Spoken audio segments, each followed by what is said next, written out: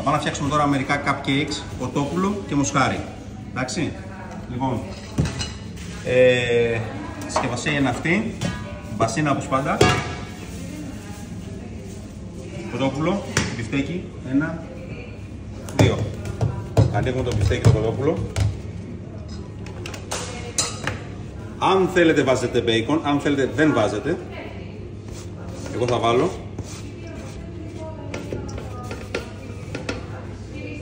Επίσης τυρί, τριμμένο, μέσα.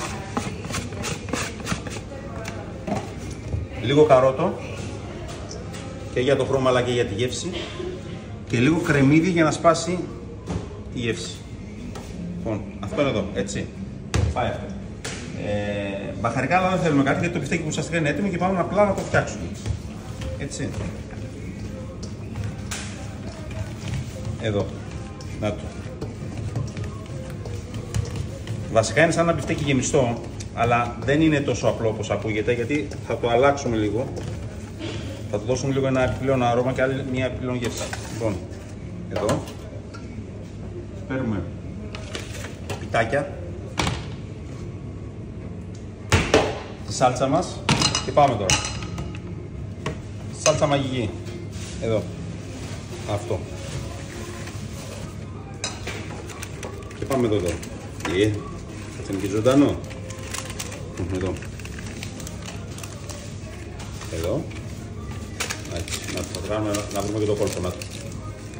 Εδώ.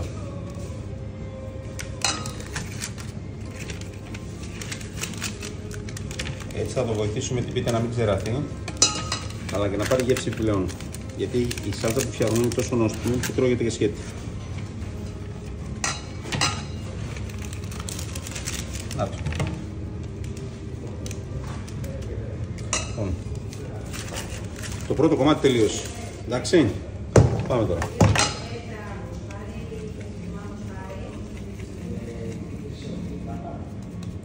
Να το.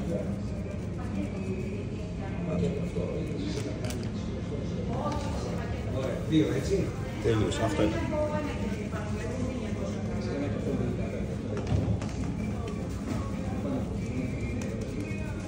Το κάνετε λεπτό για να υπολογίζετε και το χρόνο ψησίματος που θα έχει και το πιτάκι από κάτω. Μην ξέρετε το πιτάκι και από πάνω είναι νομό το κρέας.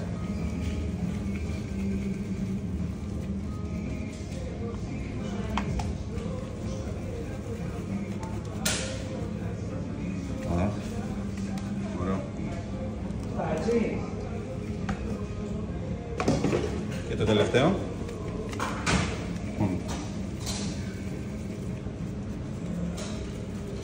Να το.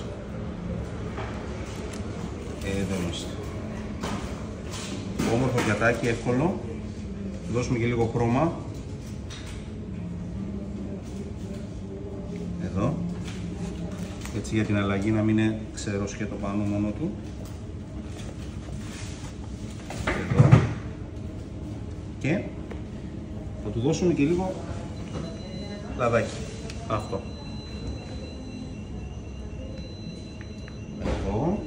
Και λίγο σπιτάδα από το μπαχαρικό μας. Εντάξει, εύκολο και αυτό. Δεν σας κουράζω, βλέπετε, πάμε με πραγματάκια.